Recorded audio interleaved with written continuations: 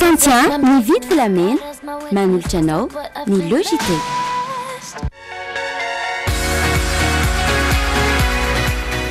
Préparez un avenir sûr avec la SMIA et le JT. Izerni le JT miaraka amin'ny Ice Pop Drinks.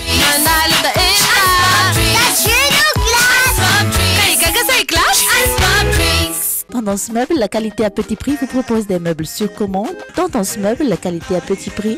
Valérie Vambandi, Villa Prado Antanmen. Nadia citron jason vovao vovon miss antra voasary makirana ary triple action ihany koa. Flair, stylo pour tous. Manoratra tsara, miaraka amin'ny stylo Flair, stylo JT. Pour tous vos projets de construction ou de rénovation, Socavitre, fabricant, poseur et spécialiste de pliage de tôle et bien d'autres. Et famille, c'est n'importe ni vous de nous sachet. Top J, Tina Top. Pourquoi choisir un quand on peut en avoir deux? Ouais! Appréciez le JT avec Twin, la gaufrette nouvelle génération.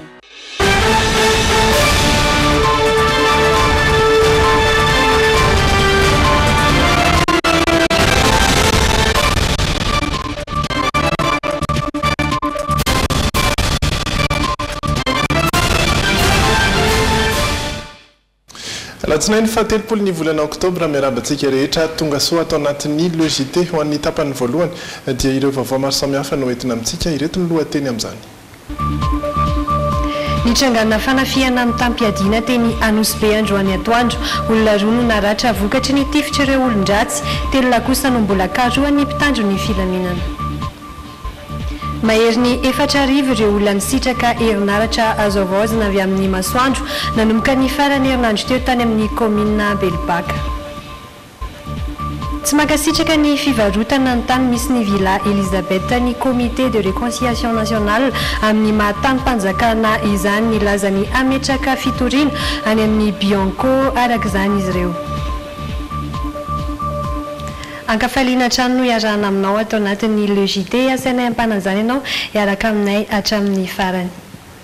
Ho an'ny androany ao anatin'ny tapany faharoa dia resaka ny ako isika misy ihany koa ny hoianao sy ny hafakely ary Francis Turbo no iaraka iresadresaka amintsika eto. Tapany voalohany kosa hitondranay sy Pierre Dina Razafindra ny vaovao.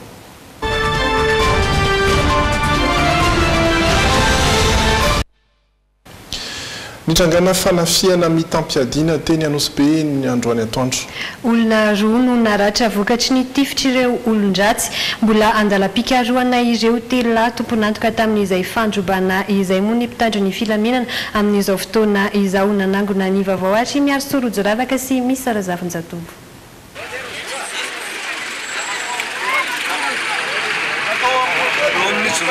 Tato amin'ity trano kely fikirakirana vola amin'ny alalan'ny finday no nitrangan'ny fanafiana.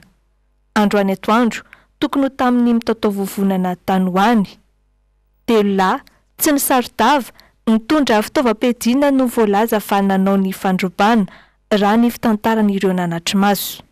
Olona telo io pistolet anankiroa dia zalaky anankiray vola izay nitato. Tsy haiko na tamin'ny 12 teo eo angambany iny fandy telo tsy manao sarotava lava be maintimainty reny daholo ny zareo ohatra nitondra saky maintimainty iny zareo nidina ambany any. Nilaza olona repobasy mbetsaka ny tetỳ amin'ny manodidina. Olona roa lehilahy 27 taona sy 17 taona izay tompon'ny tsena kosa no naratra mafy vokatry ny tifitra nataon'ireo olon-dratsy. Anisan'ny voatifitra ihany koa ity fiarakaretsaka ity izay nijanona tsy lavitra ilay toeram-pivarotana niaran'ny fanafiana. Zay zany nibata le olona nalaza vao anatiny avao fotsiny olona anankiroa. Ny ray tsy niokaiky ny tendany dia ny ray amin'ny sandrany lehilahy daholo. Hatreto tsy mbola voafaritra mazava hoe ohatrinona ny vola lasan'ireo jiolampandroba. Nisy tamin'ireo nanatry maso kosa no nilaza fa latsaky ny iray tapitrisa ariary teo ny vola lasan'ireo olon-dratsy. Efa eo andala-pikaroana ireo telo tompon'antoka tamin'izao fanafiana amin'ny tampiadina naratra n'olona izao ny mpitandro ny filaminana. Ireo marary kosa mbola manaraka fitsaboana eny amin'ny hopitaly ary miatrika fandidiana raha ny vaovao voaray farany. Fa teny amin'ny fokotany ankirana Kadindramamy indray kosa dia tokantrano miisa 420 no nirehitra ny aliny ny sabotsy sy fo alahady teo. vokatra izany dia ankizilahy kely roa no indray namoniny ainy. Ny iray dia zazalahy kely 3 taona ary ny iray dia zazavavy kely 13 taona. No ny sotasotany olona tsy fantatra no nahatonga ny fahamaizana raha ny fanazavan'ireo ny arambona. Amin'izao fotoana izao dia manodidina ny 250 ireo olona traboana eny an-toerana. Efa misy ny tranolay napetraky ny fokotansiny avy eo anivon'ny BNGRC andraisana vonjimaika ireo traboana ireo nidina ifotony ary nanangona ny vaovao Mihoatra Mianjato sy Doda Rajaonjato. Toy izao ny vokatry ny fahamaizana tetỳ amin'ny fokontany Ankadrama Ankerana. Trano 410 tafo no indray nirehatra. Mandiza ny 250 ireo traboana eto amin'izao fotoana izao. Ny aliny sabotsy fo alahady teo no nitrangana izany hain-trano izany. Ankizy kely roa no indray namony ainy ary tsy avitra intsony satria tsy tao an-trano ny renin'izy ireo. Zako karama miandry trano tato ambony dia zanako napatoriko tato an-trano dia niankatra tany ambony dia nisy nanitoka tanà varavarako tato dia varavarako voako vaty ka aliny tamin'ny vato malon dia tsy afaka mivoaka mihitsy ny ako dia efa titako izay resina fa ilay zanako efa may. Ireo tokantrano hafa kosa dia tao anatin'ny toromasy tanteraka ary raha tsy ireo olona tany ivelany no nahatsikaritra tsy taitra izy ireo. Hoe main-trano zay vao za zany mbola natory fa ohatrany tsy anatsiary tena fa natory fa ohatrany voany fonoka dia le vinampilahako nanangana teo am-pandriana ny fandrinako nefa fa nirehatra ny sesika. Ny redareda ny afo atsasakada ny taorinan'izay ihany dia efa tonga ireo mpamonjy voina raha nitatitra ireto ny arambona ireto hatrany. Tsy avitra intsona nefa ny entana rehetra. Na vola tsisy nakanjo tsisy tafavoaka tao zany satria izay koa moa tsy teto toerana dia. Tsy fantatra mazava ny antony nahatonga ny firehetana fa araka ny fanazavan'ireo mponina hatrany. Sotasotan'olona satria tsy karitra fa nisy nandraraka lasantsy teo amin'ny manodidina. Fieritreretana elisany dia zao eto zany misy olona manarankinina aminy azonao. Amineny? Dia ohatrany hoe fahazahoana anisany dia zay fa izy moa zany tsy hita maso hoe ny andro alina tsy fantatra mihitsy zay fa nisy mokavava zany izy dia nisy olona koa zany hoe izay nanalana azy hoe izay le izy trano moa zany efa may tamin'ny ray. Ao anatin'ny fahasahiranana tanteraka ireto mponina ireto ankehitriny satria tapitra may avokoa ny entana tao amin'izy ireo mba amin'ny vola teo am-pelantanany. Noho izany dia mangataka fanampiana ho an'ireo malala-tanana. Ny zanakay hianatra zao may daholo hatramin'ny kitapo hatramin'ny fianarana ray manontolo. Ny vola maty tao ny may ny roa tapitrisa teo. Efa misy ihany koa ity tranolay napetraky ny fokontany sy ny BNGRC ity ho an'ireto traboina. Tranolay izay apetraka vonjimaika.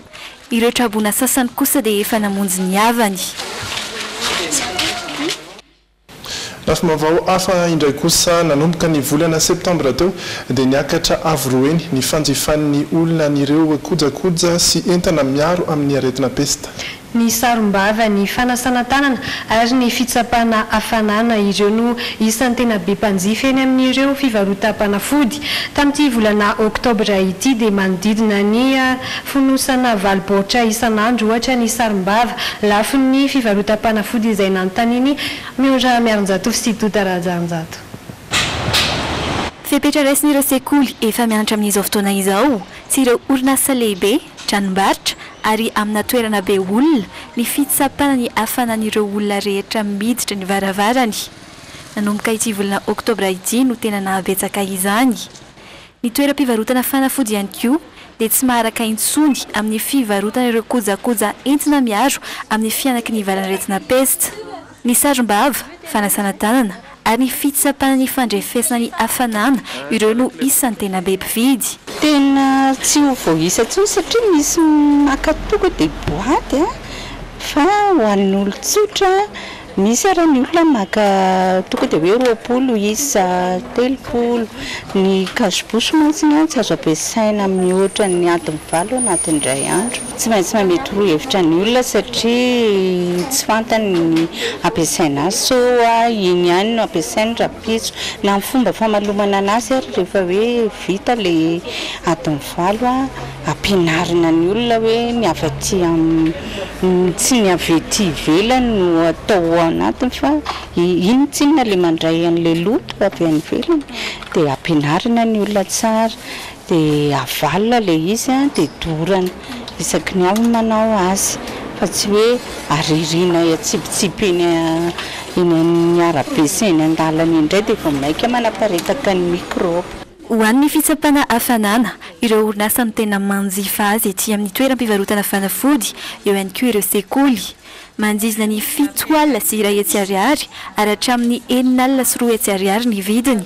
Eo amin'ny 20 isa eo zao volana oktobra iny zao zay ty volana ty eo amin'ny 20 isa mahery kory ny ariny efa lafa ny sekoly ny tena maka ny orinasa lehibe tena maka an'le izy. Rehefa mividy ny fitaovana fitsapana hafanana ny olona tonga amin'ny fivarotam-panafody dia misy ny torohevitra omena azy ireo amin'ny fampiasana azy. Dia tenenina le olona hoe izy rehetra ireo tsy no misy signal sonore daholo raha hoe mihoatra an'le maripana normal zany le izy raha vao mihoatra ny 38 degré dia tonga dia maneno daholo zany le signal misy signal sonore dia amin'iny tenenina le olona hoe mila manatona mpitsabo aingana dia aingana izy. Isan-taona misy ny vanim-potoana isiany ny valanaretina peste eto Madagasikara fa tamin'ity taona ity izay vao nitombo be ny fanjifan'ireo olona ireo kojakoja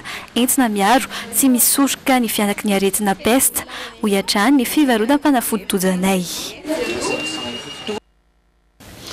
Mialakely ny renivohitra indray kosa isika ho any amin'ny commune Belbaka mahery ny 4 ireo olona izay isitraka herinaratra nanomboka ny faran'ny herinandro teo. Herinaratra izay azo avy amin'ny angovo azo avoazina avy amin'ny herin'ny masoandro tonga nitokana ny foto-dravitra satany Belbaka ny filoham-pirenena Hery Rajaonarimampianina no safidiana manokana izany commune izany hanombohana ny tetikasa satria commune sokajiana ho isany mamokatra sady afaka misitraka tsara ny tombotsoa avy amin'ny fisian'ny herinaratra amin'ny alalan'ny fanodinana ireo vokatra any an-toerana. Raika amin'ny 7.9 kilometatra miala ny renivohitry Madagasikara ary 7 kilometatra lalana ratsy miala ny distrikan'ny Tsiromandidy no misy ny commune Belbaka. Mampalaza ny commune ny famokarana amin'ny lafiny rehetra sy ny velaran-tany izay mbola malalaka. Manjiza ny 3 alina ny mponeto ary mpamboly sy mpiompy avokoa ny ankabeazany. Olana sedrain'izy ireo hatramin'ny taona 2024 nefa ny tsy fisian'ny herinaratra teto. Belbaka nefa commune mila fampandrosoana no izy sampanandalana eo amin'ny faritany Toliara sy Antananarivo nefa isan'ireo tara amin'izay resaka jiro izay. Izay fahatarana izay no nitarika ny asandalo teto amin'ny commune ary nanasokajiana ity commune ity ho isan'ny faritra mena ato amin'ny faritany Bongolava. Ny asandahalo dia isan'andro namotika ny tanàna teto ary dia tena hoe lasa nahantra tanteraka ny commune misy anay. Nosafidiana manokana ity commune ity ho an'ny herinaratra azo avy amin'ny masoandro. Anala fahasahiranana ny mponina ny tanjona. Herintaona izao no nanjiniana ny tetikasa ary efa tafapetraka tanteraka sy efa miasa. Hatreto tokatrano 20 no efa misitraka izay herinaratra izay tao anatin'ny andrana. Ny orinasa lehibe Henri Fraise no miara-miasa amin'ny fanjakana manatanteraka ny asa. Alors, ces panneaux solaires, Ny masa miafa ity panneau solaire ity amin'ireo fahitantsika andavanandro eto Madagasikara dia izy manify dia manify. Noho izay anifiny izay dia mora andairany masoandro izy ary betsaka kokoa amin'izay ny herinaratra voasitony amin'ny alalan'ny masoandro. 3.20 kilowatt ny tanjaka ireto panneau solaire ireto. 27 kosa ny isan'ireo takelaka napetraka ary azo hitarina. 7 kilowattheure ireo bateria miaraka aminy. Izany hoe afaka mamatsy ity tanànan'ny Belbaka ity ao anatin'ny 3 andro na dia tsy misy masoandro azy. Manohana arabola izay mitetina 3.20 tapitrisa dolara ny Amerikanina amin'ny alalan'ny Lebron ny serasera arabarotra. Nambarany masovo Amerikanina monina sy miasa eto amintsika Robert Yamate fa mihamafy ny firaisan-kina sy ny fifandraisana eo amin'ny Madagasikara sy ny firenena Amerikanina. Raha nitokana ity foto-dravitra sagoavana mipaka amin'ny fiainam-bahoaka ity ny filoham-pirenena dia nilaza fa anatin'ny vinany fitondram-panjakana hatramin'izay ny ampisitraka herinaratra ny vahoaka malagasy tsy ankanavaka. Ibelbaka no nisantarana izany voalohany ary atao fitaratra hoy izy. Manana angovo tetsaka isika. Fanampitsika izany. Ary mba misy atserovanareo ndray androany. Andrajonary mampianina dia hoe nitondra izany angovo manerana Madagasikara zany izy. Tanàna miisa 100 manerana Madagasikara no kendrena amin'ny ity ity ary efa mandeha ny fanadihadiana amin'ny anatanterahana azy any amin'ny tanàna manaraka. Ankoatra ireo, nomeny filoham-pirenena Razonary Mampiana masomboly toy ny vary, katsaka, voanjo, amatona, ny ponina teto. Teo koa ny zezika 12 taona sy ny fitaovam-pambolena maro isan-karazany. Isan'ny olana sedrain'ny eto Belbaka sy ny mandizina treto ny tsy fandriam-pahalemana. Nampanantena ny ametrahana vondron-tafika manokana ihany koa ny filoha ho an'ny faritra Bongolava araka ny fangatahany ponina. Mbola maromaro ihany koa ny vaovao miandry antsika, hiato-kely aloha isika ao anatin'ireto dokam-barotra ireto.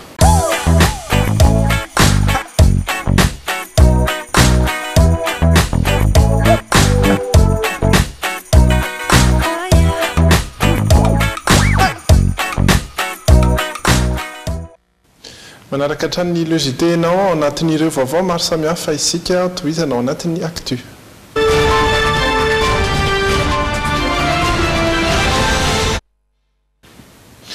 Niteraka resabe andro vitsivitsy zao ny mikasika ny fivarotana ny tany misy ny Villa Elisabeth. Toerana sy trano an'ny professora Zafy Albert sy ny ankohonany no ny mafilo teo aloha azy ho an'ny CRN na ny comité de réconciliation nationale dia miendrika kolikoly ny fivarotana izao tany-panjakana amin'ny olon-tsotra izao. Noho izany dia ametraka fitoriana any amin'ny Bianco izy ireo araka ny fanampom-baovao voadray ny miasorojo ravaka sy misy Sarazafinjatovo. Nanomboka ny taona 1970 ny professora Zafy Albert sy ny ankohonany no nipetraka tao amin'ny Villa Elisabeth. Hoy ny filohan'ny CRN Tapera Randriamanatsoa. Nisy kosa nefa ny fanaovan-tsony taratasy ny varotana tamin'ny olon-tsotra ny tany misy ny Villa Elisabeth tamin'ny 24 Janoary 2024. Iray andro mialohan'ny fotoana nanaovan'ny filoha Razonary Mampianina fianianana maha-filoham-pirenena azy. Izany hoe mbola tamin'ny fitondrana teteza mita. Tamin'izany fotoana zany moa Ireboza Julien zay nanao interimany Iazo nanao signature. Président Zafy dia sarotiny raha tany-panjakana zany ho amidy amin'ny olo-tsotra. Tamin'ny mois de septembre alohan'ny président maty io dia efa notifiena fa lafo ny tranonao. Ho an'ny CRN na ny comité de réconciliation nationale namidy ambongady ny toeram-ponena ny professora Zafy Albert. Sokajiny izy ireo kolikoly zany. Milaza arak'izany izy ireo fa ametraka fitorinany amin'ny Bianco. Ny dossier dia ala tapelatana CRN fa saty amin'ny Tabera fa anaminamana sosotra. Ka io zany sy aza vela zahay zany andefany amin'ny comité international reza satria lutte contre corruption. Amin'ny volana Janoary 2024 ny fepotona nomena ny ankohonan'ny professora Zafy Albert ialan'izy ireo amin'ny toerana misy ny Villa Elisabeth. Andrasana arak'izany ny mety ho toy ny raharaha. Fa vaovao hafa indray kosa na dia mety mifandray amin'izay ihany aza ny anazo laka tatato ny resaka aditany. Iaran'izany avokoa na ireo tany-panjakana na ireo tanin'olon-tsotra ka lasa ny olo-kafa ny tany efa nananana titra na efa noajariana ampolo taona maro. Anampitrotraka izany ny volavolan-dalàna izay andalo eny anivon'ny antenimieram-pirenena toato araka ny fanazavana nentin'ireo fiarahamonim-pirenena tamin'ny Angela Lena Andriamasy Stéphane Rakoto Malala. Efa tamin'ny andro ny dadabeny no efa any fianakavian-dry Gera Samuel ilay pilote sarimetsika sy pilote taranonjapeo ity tany antsoina Fedanantsoa 5 eto Antsofinondro Sabotsinamena izay mirefy valeko tararatsaka kely ity. Teto ary mbola eto ny tranondrazany ary eto ihany koa ny fasan-drazany izay levenany dadabeny sy ny rainy ary ny dadatoany. Manana taratasina tany mihitsy izy ireo saingy very nandritra ny fahavakisany trano dadatoany ny taona 7 lasa teo izany. Tateorina efa dia nisy navita taratasy osika hafa ilay tany. Hatrano efa tsy nanaiky ireo ray aman-dreniny ka nifampitory tamin'ireo sandoka. Vokany imbetsaka amin'ny hiditra-ponja ireo mpanao osika. Ankehitriny ny marimarina koa ny alakamisy lasa teo no nisy vaditany sy izandary ampolo tonga namefy ny tany. Za moa zany raha ny tena marina ny tabataba be fotsiny nahita hoe fefena ny tanànako fa nangataka an'le taratasy hoe aiza ny taratasy azahoanareo mamefy an'ity tsy nisy satria zandarma efapolo lany tonga teto ka inona moa no ananako hery an'izany hoe hiady amin'ny zandarma efapolo la tsy misy taratasy na avy any amin'ny fokotany na avy any amin'ny mera na hoe avy any amin'ny tribunal milaza hoe hofefenay ty fanay nanambarany ty anaiky mora foana Zezera Samuel sy ireo fianakaviany izay mifamotoana tety ny alahady tolakandro lasa teo ifandinika any amin'ny tokony atao na ty tanindrazako na ty tsy tanindrazako za kosa aloha de tsy anaiky fa zainy tsy maninona fa alao hoentin'ny karana sy hoentin'ny sonoany ny fatin'ny raibeko sy ny reny sy ny raiko tsy mampaninona zany alao hoentin'ny raha lazainy fanazy ty tanàny ty fa za hiady hatramin'ny farany ary tsy anaiky fa rehefa tsy miverina amiko ny anarako raha Samuel ohatran'ny anarany databeko ny anarako fa hovako ny anarako hoe tsy raha Samuel tsony rehefa tsy tafaverina amiko ty tanindrazako ty tsy Zezera Samuel irery ihany fa maro tokoa ireo olona no very fananana fa lasa mpisandoka na bodony olona na andehan'olona na orinasa ny tanindrazana sy ny tany efanao ajariana politaona maro anampitrotraka izany ny volavolan-dalana ifezana fananan-tany izay hevitra eny amin'ny antemera-pirenena atoato raha ny fanazavany ireo fiarahamonim-pirenena misehatra amin'ny fananan-tany tamin'ny 10 solary mantsy safotra le resaka certificat français bifa fa ny base juridique dia ny hoe ny tany tsy vita titre ifepetrahan'ny olona efa ela dia verina fa efa tompony le olona eo amboniny izay zavatra izay anisan'ny anankiray ohatran'ny lasa mitady iverina ohatran'ny hoe tamim-panjakana zany raha ohatra ka izay ny tenenana azy ny ohatra koa ny fanapahan-kevitra politika tamin'ny 2024 dia ny hoe ny tany voanjo taloha dia hosoratana amin'ny olona efa mipetraka sy azo atao hoe legitime fantatry ny be sy maro ato indray izy lasa soratana amin'ny fanjakana nefa ny lalàna amin'ny feny tamin'ny fanjakana azo amidy dia miteny fa izay tian'ny fanjakana omenan'le tany hiteraka olana be zay zany akapona apika ihany koa dia ny eo amin'le fiarovana ny zo fitopona na le droit de propriété dia ny fanotohinana ny droit de propriété io tsy novaina le lalàna tsy tena sininina nefa ny antom-pisiny ty lalàna ty volavolan-dalàna ty dia hiaro an'izay manao antsova amin'ireo solomavim-baoaka sy lolona ary mpitona fanjakana noho izany ireo fiarahamonim-pirenena misehatra amin'ny fananan-tany mba hamaky tsara sy hamakafaka ny mety ho vokatra andininy hiteraka fikorotanana eo amin'ny fananan-tany ireo ka anitsy na tsy hampandany ity volavolan-dalàna ity ny arary dia vaovao mahakasika ny toe-karena indray kosa no resantsika manaraka ampiakatra ny arikareny Madagasikara ny fisian'ny zone économique spéciale any Tolaniaro toerana ahafahany mpandraramaso mifanerasera sy mifanakalo izy fiatraikany lehibe eo ny toe-kare pirenena izany raha ny fanazavana voarainy Rina Andriamalala sy Anjarakotonorainy ahita vokatra goavana amin'ny fametrahana ny zone économique spéciale i Madagasikara isy ihany koa ny tombony ho an'ireo mpandrarara toe-karena madinika any amin'ny faritra ampiavaka ny asa rehetra atao anatin'izany ny tsy fandoavan-ketra ataon'ireo mpampiasa vola ary ny vola vahiny no hibanao anatin'ny tsena ho lasa toeram-pifanereseran'ireo mpandrarara matanjaka ihany koa i Madagasikara hoe ao na fivezivezen'ny vola ao anatin'izany zone économique zany zany hoe vola saika vahiny daholo mivezivezy eo dia misy amin'ny alalan'ny banque offshore na banky afakaba no ifandraisan'ireo vola ireo fa tsy hoe amin'ny alalan'ny banky ohatrany hoe mahazatra dia ankehitriny hiteraka fampivoarana ho an'ny toerana ivelany ihany koa ny fametrahan'io faritra afakaba io orinasa maro no hitsangana ao anatin'ny faritra ary ahazo asy ireo tanora ny tombony lehibe indrindra azon'ny vahoaka malagasy amin'izany dia ny famoronana asa izay hita maso mihitsy satria ao anatin'ny fotoana voafetra ohatrany hoe isan-keritaona isaky ny roa taona dia hita ny fitombon'ny isan'asa ao anatin'le izy famoronana asa marina fa nisan'ny lahadinika eny anivon'ny anteny mera-pirenena ao anatin'ny fotoam-pivoriana amin'izao ny momba ity faritra afakaba na ny ZESCT ao Fort-Dauphin nambaran'ny fiarahamonim-pirenena fa mila entitra ny fanjakana mba hahafahana mampidi-bola ao anatin'ny kitapom-bola mpanjakana nodimandry io maraina io Ramatoa Mathilde Rabary reny ny ministry ny fanabeazan'ny pirenena Rabary Paul. Efa solombavam-bahoaka moa ny tenany nanamarika ny fiainany ihany koa ankoatra ny mampisolovava azy ny nananganany foibe mifoaza eny Ampandrana izay foibe fiainonany tarainan'ireo vehivavy amin'ny herisetra atao azy ireo sy ny fanomezana torohevitra araky ny lalàna. Efa nahazo ny loka iraisam-pirenena ho an'ny fanomezana fahasalamana sy fahamendrehana ho an'ny vehivavy na ny prix international pour la santé et la dignité de la femme mantenany tamin'izany ny volana oktobra 20 izay eto amin'ny Le JT sy ny Jumina moa dia mirary fiononana feno ho an'ny fianakaviana iray manontolo. Iny koa ny antsika miampita amin'ny vaovao any ivelany ardia ho an'ny Eropa aloha. Namely ireo tanàna sasany tao Eropa ny rivo-doza Eduarta mitombony isan'ireo olona maty vokatry ny amafiny izany araky ny salanisa farany dia manodidina ny 7 ireo olona namony ainy ary 100 mahery kosa ireo tsy manan-kialofana.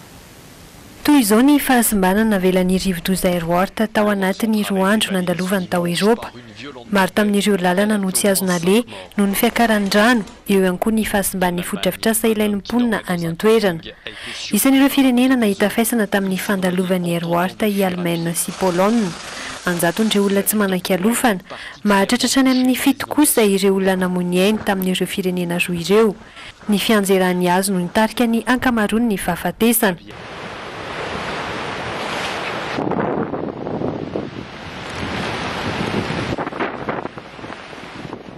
Nandalo tany Autriche ihany koa io rivo-doza io maly alina 100 kilometatra isan'ora ny hafainganam-pandehany. Ankoatr'izay, samby iray lehibe mpitondra entana no mifantatra fa nivadika vokatry ny tafio-drivotra Eduarta tany avaratra Eropa. Androany maraina efa nanao izay ho afany ny ekipa mpamonjy vona any an-toerana.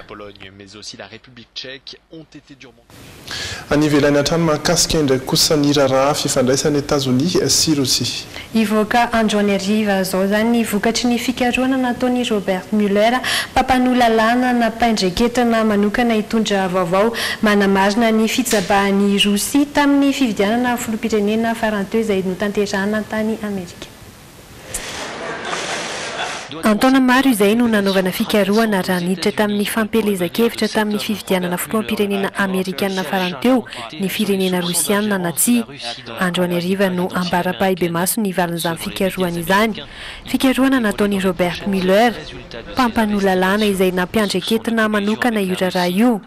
Nanambara hatramin'ny Donald Trump fa tsy nifandray tamin'ny firenena io ny tenany, tsy nisy ihany koa ny fiara-miasa teo amin'ny rontota tamin'ny fotoana ny fampelezan-kevitra. Nanao izay fikarohana izay no antony nampialan'ny James Comer tsy ahivina teo amin'ny toerana mahafilohan'ny FBI azy.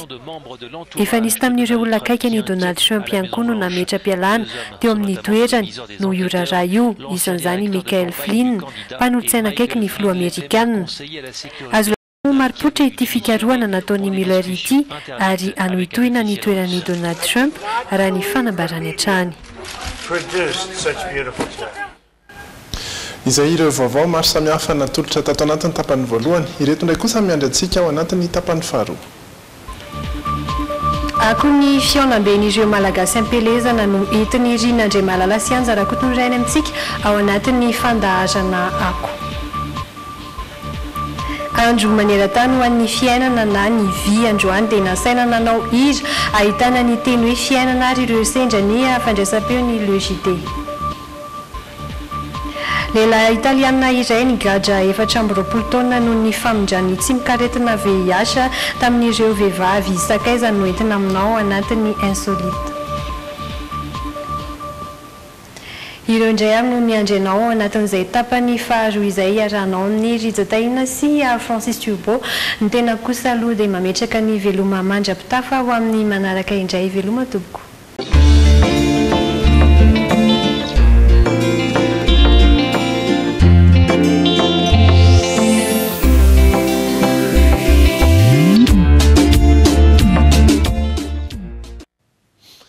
Ary dia mitoy ny Le JT tapany faharoa indray manomboka eto Francis Turbo hitanareo iny miaraka amintsika amin'izao fotoana manao ny ianao. Salama tsara fa misaotra faly miarabany Rija ihany keo fa misy dikany be amiko zay manao ny ianao zay satria naharary be io andohako io maly nanomboka tamin'ny valovalo maraina teo mara-pavita ny fampisoana zay nataoko maly ariva mbola naharary be alina ny andro tsy zara fanatory io satria voavy voyage vo tonga tamin'ny maraina teo sitrana ny lohako zao salama tsara fa misaotra irariko salama tsara to zany daholo tsika rehetrarehetra inareo mpiara-miasa ato dia toraka zany ihany koa ianareo zay mpijery ny télévision am'izao ariva zao salama aby tompoko tenteny fonary Question management, communication, droit, commerce, marketing, paramètres, na fayano ni prime. Manolotra ho anao.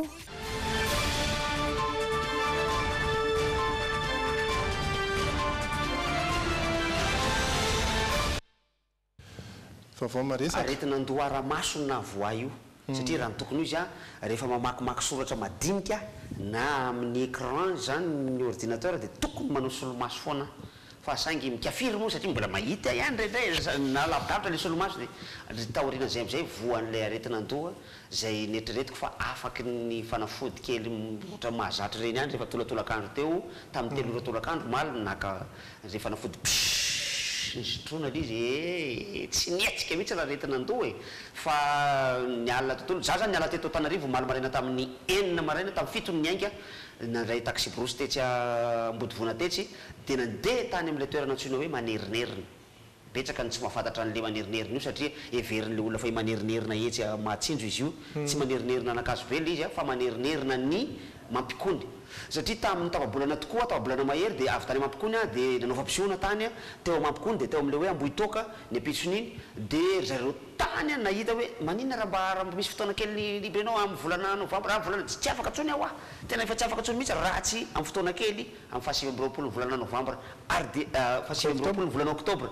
ary dia natao maly zay fampisehoany zay feno ipoka zao ny zavatra mba menomenoman'ny olo loza nge raha rasisy fa lany bienay ina hoe malozany zany lany bienareo tsy zay ve le tadiavina eny zay lo le tadiavina arivo ariary vitipitirana amin'io fa na izanaty zany za misy ny invitation ihany koa ny varotan'zareo biena 10 ariary fa dia nanao fampisehoana atao am'le hoe manerinerina io ny tena koa aho maly ariva vita ny fampisehoana tamin'ny 7 ariva teo eo tamin'ny 9 sasany teo satria nanomboka tamin'ny 3 sasany dia naka taxi brosy indray niainga avy teo ambondromamy nisy nanata teo ambondromamy niainga teo tamin'ny 10 alina tonga teto ambodivona indray tamin'ny 9 maraina teo ary dia valabalaka soma tsara sitrana ihany le aretina andoha tena sitrana le aretina andoha koa tsy fantatro hoe inona loatra satria nitoromaso moa zareo fa misy anaty taxi brosy za moa rehefa tonga ohatran'io dia matory foana aloha zany maraina tontolo dia ny atoandro efa tamin'ny 2 tolakandro teo vao ny sakafo atoandro zay vao mba ny makomana aloha zany ary dia ny zavatra mibahana ny saiko nandritra n'izany fotoana rehetrarehetra izany dia ny loza ny seho tany Mananjary marina fa misy ny loza ny seho teto fantatsika tsara mihitsy misy ainatsika tao anatin'ireny resaka pestapesta reny marobe ny olona maty ary tsy nisy maty tany Mananjary fa ny rehetra io tanànany Mananjary io hatrano 500 no may tamin'ny alatsinainy alina angambany izy zay heriny androany satria ny sary voareta ty tao anatin'ny filazam-baovao rehetrarehetra dia ny talata ny tonga dia ny bandy namana izy ty sady mpiasany RNM ny TVM any toerana Rasolofomana Jean Théodore no nandefa ny sary ny sokirina rehetrarehetra dia misy ihany koa moa ireo olon-tsotra ihany koa misy koa bandy namana hoe bary olon-tsotra ohatratsika zao ihany koa izy tsy mpanao gazety nandefa sary ihany koa dia manao antsoavo zareo nanao téléthon tamin'ny asabotsy teo tetsy amin'ny bibliothèque nationale tetsy zay inoko maromarina fa tsy moampy velively hamonjena ny voina izay nisy tany Mananjary saingy na izanaty zany efa samy nanao ezaka daholo na ireo olom-boafidy na ireo olona fantatra na ireo olona tsotra dia nanome zay voarambo ny tanany aloha zany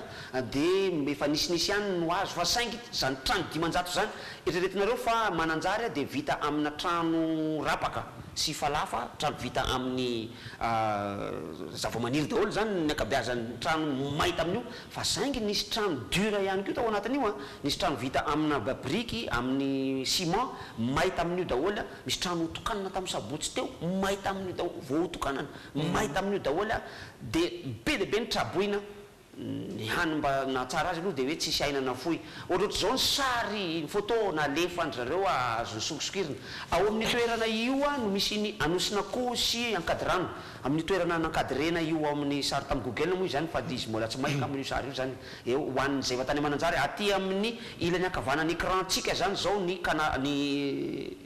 izy moa izy teo ny Océan Indiana ny ranomasina dia amoron-dranomasina io toerana io ry canal de Pangalana ry rano be hitatsika ry dia misy tetezany eo miampita ry apita moa zany mazava ho azy dia ny sary manaraka eo a dia sary nampiseho an'izay le afony rehetra ny alina n'iny zay daholo ohatr'izao zao ny fisehon'le izy tamina satria le bandy namana io zany sady mpanao gazety hoa izy io dia nandefandreo sary reo a dia ohatr'izao ny sary tao amin'ny tranomay io dia ohatr'izao koa ny sary manaraka eo a aleo ngamba alevantsika sary ohatr'izao zany fikorotanan'ny olona tao anatin'izany rehetrarehetra zany mazava azy misy foana le mpanararoatra dia miditra misy mpanararoatra mangalatra dia efa nandray anjara daholo ny tompona andraikitra rehetrarehetra ny maraina ny andro zao ny zavatra navelany zany afo zany jerentsika am'izao ny fahavoazana ny seho zany hoe ohatrany ahoany zany hamafiny zany afo zany efa mba nanao taony ihany ny pompier fa nano sarotra be ho ny fitsofotsofoana tamin'ny elakelatrano am'ireo satria nitsoka be ny rivotra ny afo matanjaka be any pompier eo ihany ny fitaovana nampiasaina dia zay 10 no totalin'ny iny izy teo ny trano may 10 ka hatramin'ny 900 io zany numéro mandefasanareo ny antsoavo zany andefasanareo ny téléthon nizay volazonareo alefa na tellement mivola zany a na ny Orange Money 034 77 708 00 na ny 032 49 242 59 032 49 242 59 reo zany mba numéro andefaso izay vo rainy tananareo zany mbola tsy maintsy amparitaka ao anatin'ny serasera ihany moa efa misy any amin'ny zanaky mananjary anatin'ny Facebook any hoany raha ohatra ka te ifampiserasera sy mba te hifanakalo hevitra ary te afantatra vaovao bebe kokoa efa nanao ny hetsika ihany koa ny diaspora avy any ivelany any andafy efa nandray anjara ihany koa efa nahangona vola ihany koa zareo ao alefany amin'ny olona zay atokisan'zareo kokoa andefasany an'izay satria eo le fampitokisana sisa ny ambony mantsy hoe alefa mety sao de lany fotsiny any le vola iny aloha zany de efa mifampitokisana ny ifametrahana an'le izy a fa de tena makahery ny zanaky mananjary ray manontolo mihitsy sy ny tanàna mananjary ny poniny mananjary natao anatin'ireo may reo na tsy tao anatin'ireo may reo satria de zany zao ndresa be mandeha sy masahirana any mananjary ray vohatra am'izao fotoana zao mankahery tompoko ya sotranao ihany koa nitondran'izay a mbola resadresaka ety any aloha tsika fa ny horesana manaraka dia ny ako ny fampisehoana tamin'ny farany herinandro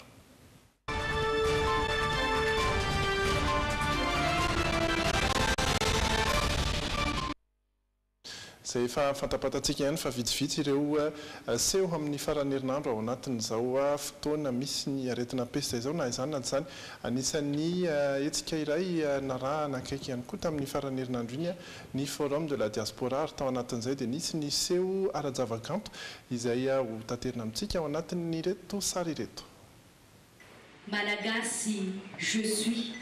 Malagasy, tu es. Malagasy, on est. De cœur ou de sang, Malagasy, nous sommes. Pourtant, Malagasy se haïssent, Malagasy se trahissent, Malagasy se pourrissent entre eux au lieu de s'entraider. Respect, fraternité, solidarité, enterrés, rangés et oubliés. Sagesse perdue, dégradation de vertu, changement de statut, reniement d'identité et absence de fierté. Des familles rejetées.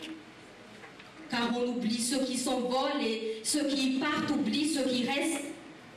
Face à nos différences, quel est le bon geste? Plutôt se diviser, pourquoi pas se rassembler et allier nos forces? Primer la solidarité entre nous. Car Malagasy au-delà des mers ou Malagasy de la terre ancestrale, on est Malagasy avant tout. Ny farana ny sabotsy teo ny fionamben'ireo malagasy ampelezana na hitambokany ny fionana hitondrana fampandrosoana eto amin'ny firenena. Isy ny fanatanterana ny tetika asany volavolaina nandritra ny 3 andro aorian'ny fankatoavan'ny filakevitry ny minisitra. Satria vao atao hoe satapary ihany iny fionana voalohany iny tsy maintsy misy moa ny famindra voalohany mba afahana miroso dia mahafinaritra. Mialohany nanakatonana izany nefa nisy ny fiara mikorana no tanterana ny zoma alalasa teo fotoana no trondro tompona ndraikim-panjakana. Bienvenue à cette soirée, ça va être, on va dire, l'ambiance que vous avez imprimée vous-même et nous tous qui va prendre cette couleur-là. Si vous êtes festif, ce sera festif. Si vous êtes très gourmand, ça sera être gourmand, etc. Nanamarika ny fotoana ny fiaraha-misakafon'ireo malagasy ampelezina avy amin'ny lavalony tany.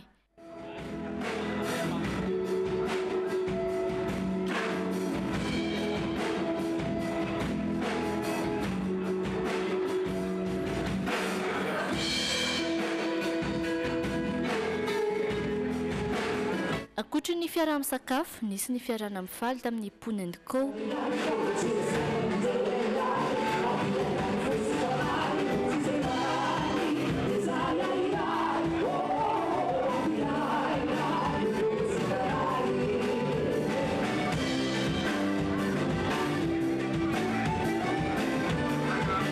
Samy hafa tanteraka ny hira omanina arakaraka ny mpijery tonga amin'ny lanonana raha ny fanazavana.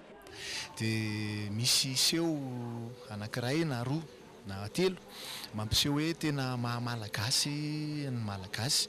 Dia ankoatran'izay koa nefany amin'ny maha hoe olona avy any firenena maro samihafa no tonga eto dia misy mozika ihany koa avy amina tany maro samihafa sy ny fiteny samihafa ihany koa.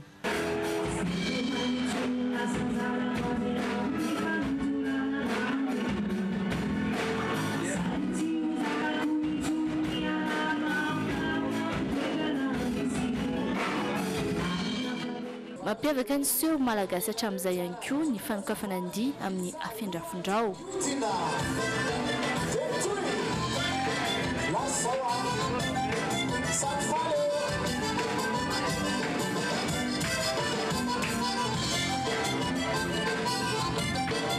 Tao anatin'ny gala vahiny manokana nondraisina ny tarika ambondrona.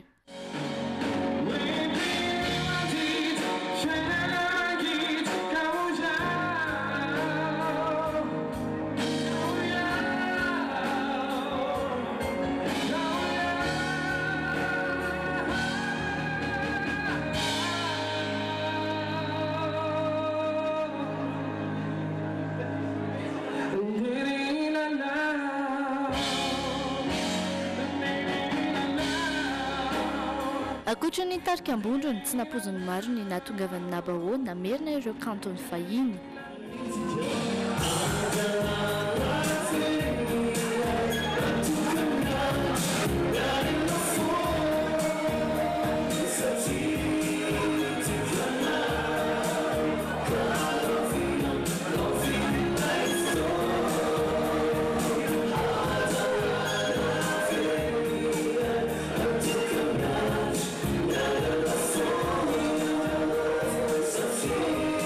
Fampotateraka araka izany no azon'ireo diaspora ny tsidika ny tanindrazana tamin'ny fotoana iny. Tokony tohizany zavatra zao sampan'izao voanisy ngamban'izany hoe diaspora zany hoe miaraka amin'ny vahoaka eto an-toerana zany hatramin'izay ka aminay fotsiny isaoranay aloha le nanana le initiative fa ny angatanay fotsiny dia mba hoe azajanona fotsiny amin'izao le izy tsara ny fialanana androany atoandro, tsara ny fisakafoanana, tsara ny fandisana fa aleoa isy zavatra ivaingana amin'izay zany izay ny tokony mba angatanay. Marina efa naharitra 3 andro no fioanamben'ireo diaspora teto Antananarivo fotoana nisy ny fifanankalozana sy ny famoahana tetikasa.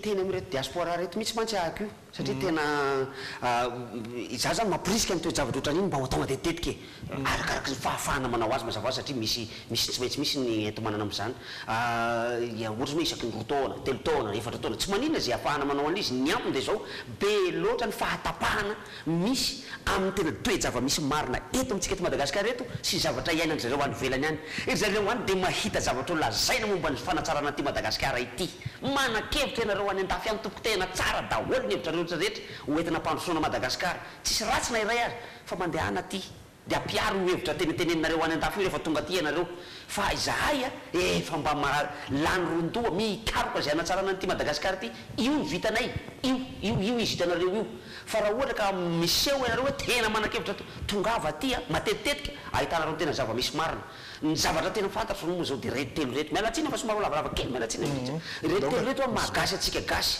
voalohany amiko ny teny gasy ny mihinam-bary ary ny fahasan-drazana miteny gasy tsy izy mateny azy fotsiny fa ny fomba fisainana hoentina mampiasana izy io filozofia ray manontolo ny fihinanam-bary tsy hoe vary hoana anaty vava io akory fa ny tantarany vary ray manontolo ny tany-bary ny momby ao anatin'izany ny fomba fiasana ny vary rehetrarehetrarehetra mihitsiny sy ny tanindrazana dia mifandray amin'io le hevitra fahatelo hoe fahasandrasana ny tanindrazana iny mbola mampimenimena anjezera samoely io a io mampimenimena ny havan'ny professeur Zafy io a io le tanindrazana sy le fahasandrasana le razana io zava-dehibe amitsika gasy io ka raha ohatra ka ilay voalohany ngeza dia ngeza indrindra lay teny gasy ny tsinitsinoavina sy ambanina mety hialatsiny tena mialatsiny fa mety tsy zany no anaty sainareo fa ianareo tompoko dia tsy misy mahay miteny gasy loatra intsony ianareo any an-dafy io fa dia miteny frantsay ianareo amin'ny akabeaza anareo a ho an'izay mipetraka any États-Unis any moa dia somary sairakirana ihany rehefa miresaka satria lasa miteniteny anglisy fa rehefa tonga ty Madagasikara ianareo dia tsapanay fa tsy dia tena mahay teny malagasy loatra intsony ianareo fa efa tena any ary misy mampalahelo a anarana sisany mahagasy anareo fa ny foa maneritreritra anareo sy ny sainareo ary ny fanahinareo dia fa any an-dafy mandehana matetitetika aty modia aty raha azo atao rehefa vita zay atao any aza miletika any ianareo tompoko fa modia aty a dia ampiharo ny traikefa azonareo avy any ampiasao aty ny volanareo zay vao hitanay hoe diaspora ianareo sora tompoko saotra anao hoy ianao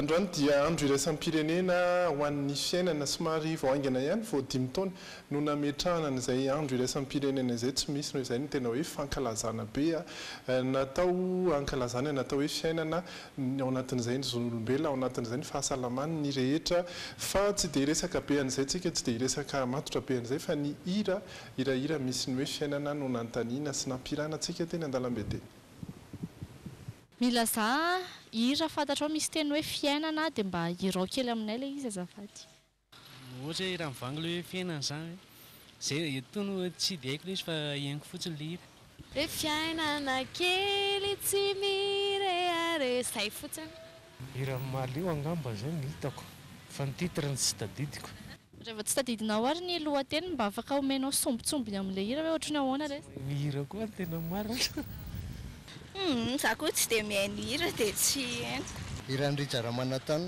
fiainana kely tsy mireare mba sivopatiny kely ary hoe noho ny mpijerana rehetrany fiainana kely tsy mireare tsy moramora ny fiainana hiran'izy zay dia mba sivopatiny kely tsy hira fa fiainana fotsiny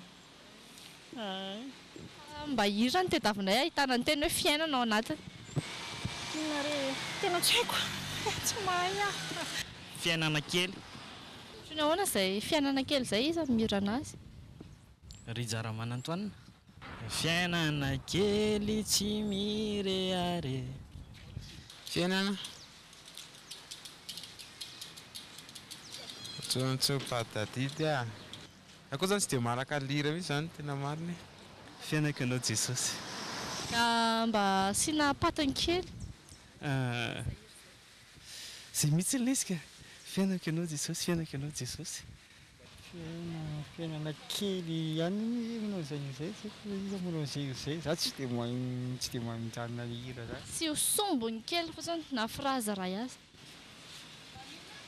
fiainana kely izy misy manao an'izay zay fa tsy fantatra re izy ale izy za tsy mahay an'le izy aloha za tsy dia mahay hirahira io moa zany hoe resaka hira mihitsy ive ohatra hoe hirany Joseph Dafy ina ilay hirany Joseph Dafy misy hoe fiainana tsy niova niomaly sy mianio ary mandrakiza fahazavana famarinana sy ny lalana sy fiainana matoky anao za malalo fiainano le tsy vitamora raha sola fakeo iala bimpanakora zay lahy tsara mahafinaritra iny tsy hitany rehefa hita le raha agnatin'ireny voalohany ihany le izy hoe hira maleo fa tsy tadiditra hoe hira maleo manahoana moa zany misy maromaro ihany ny hira fiainana ka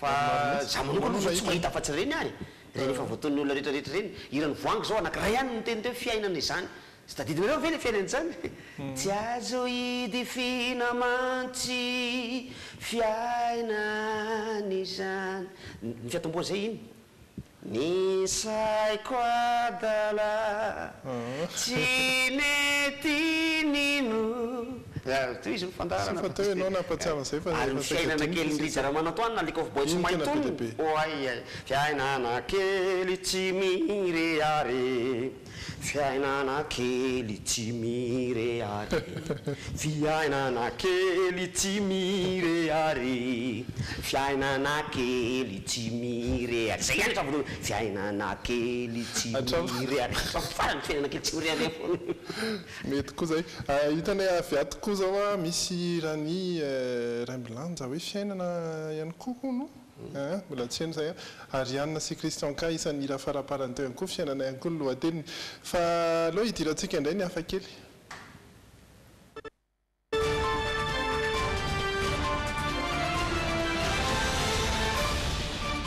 arikarebika koa mbola misy an'io aoko ohatra ako oasa mirery ny fiainako fa ny azy le fiainako iny ye tsika rehetra koa mety miara-nitady daholo zay niresaka fiainantsika ary dia fahafatesana ihany koa nefa no mety hoe mifandray amin'ity hafa kely ity satria tovolahy anankiray italiana izay efa nahafantatra fa mitondra ny tsy mikaretina sida no voasazy ny fitsarana sambany no nisy izay fanasazina izay satria voalaza fa nanaparitaka an'izay tsy mikaretina tao amin'izay ndao arahantsika ny fanampanazavana Valentino Taluto, 13 taona, mpitantam-bola ary mipetraka ao Italia, ity fantatra fa voasazy 14 taona hatramin'ny maizina ity. Efa nahafantatra mantsy ny tena mifamitondra ny tsy mikaretina VIH, nefa mbola niaraka tamina vehivavy maro ihany. Niditra tamin'ireny tranokala manokana fitadiavana namany ireny izy, ary tamin'izany no namindran'ny tsikelikely ny tsy mikaretina tamin'ireo olona nifanerasera taminy.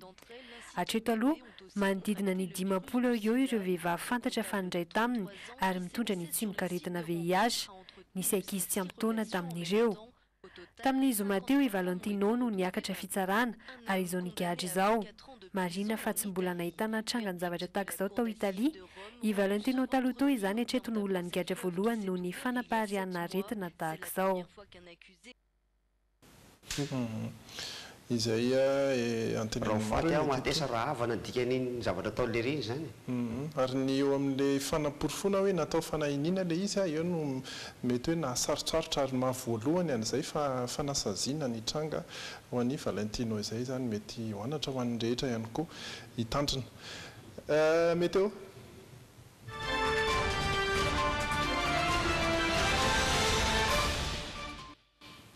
ny toetry ny andro raha ampitsoary no resantsika sy hojerentsika kely ny sary somary misy faritra roa zay malomaloka raha ampitso sady ho fendrahona no misy orana malefaka Antsirabe Fianarantsoa izay sy Toamasina izay saiky ho an'ny Toamasina aloha dia saiky tontolon'ny andro ho avy ny orana ho anareo any amin'ny faritra Antsinananiny ary ny maripana dia milatsaka kely fotsiny milatsaka 2 degré oharina tamin'ny farany herinandro teo 7 degré ny mafana indrindra 2 ny mangatsika indrindra. Ho an'ny Fianarantsoa indray kosa dia mitovitovy ihany 5 azo lazaina hoe hatramin'ny 3 ora tolakandro eo no isy izay orana malefaka sy rahona izay anarotsarona ny lanitra reo any ao aorian'izay mety isy ihany ny masoandro ho hitanareo any amin'ny faritra Fianarantsoa. Ny faritra hafa ankoatr'ireo masoandro hifandimby amin'ny rahona izay no anamarika ny tontolo andro.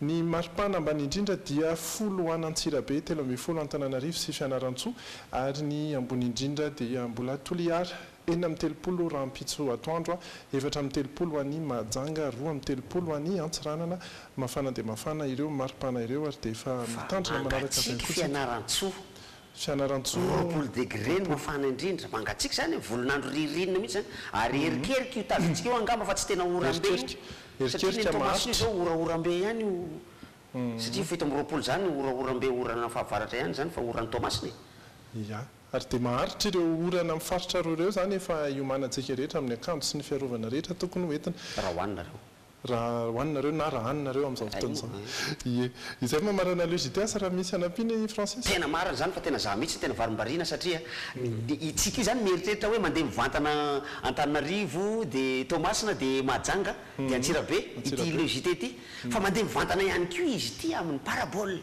ary misy olona mijery amin'ny parabole sy amin'ny star time sa any ivelan'ireo fatra voatenin'ireo de tena iantefaniny zany rehetrarehetra zany ka ohatrany za de tena varim-bariana foana ndraindray ay tokoa moa mahitinareo aty ay tokoa moa afaka mahitinareo aty kay tena zay fa de ho anareo zay any mananjary any zany sy ho anareo zay mitempo ho any mananjary ny fo zay iatsona any malagasy tsy vaky volo rehetrarehetra na mipetraka aiza na satria afaka mijery any koa ianareo any ivelan'ny Madagasikara any an'izao vaovao zao de averiko indray mandeha zany anteriko lay numéro anakiroa ireo numéro anakiroa zay azonareo andefasana ny fanampina dia ny 034 77 708 00 034 77 708 00 na ny 032 49 242 59 032 49 242 59 voyez ho ano ny teny fa tsaratsara koa raha mampiasa ny teny malagasy isika zay haiko de haiko mihitsy miteny an'io amin'ny teny malagasy fa ianareo mihaino votsavotra firy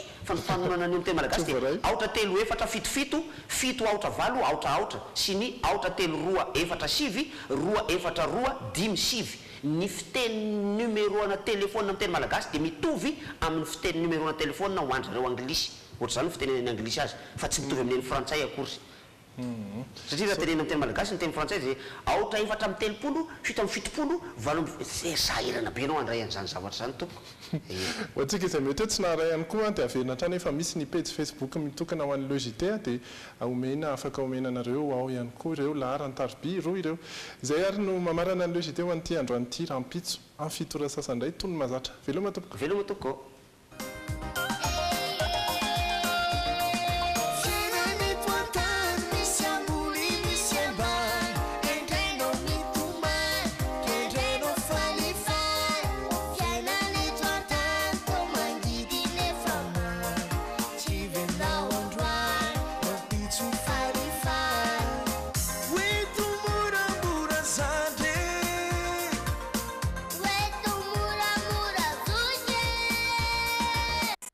Choisir un quand on peut en avoir deux. Ouais!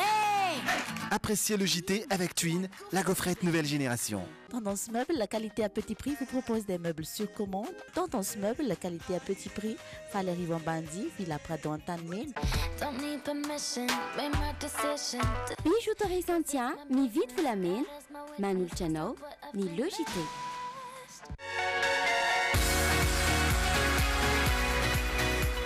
Esmia vous a présenté le JT.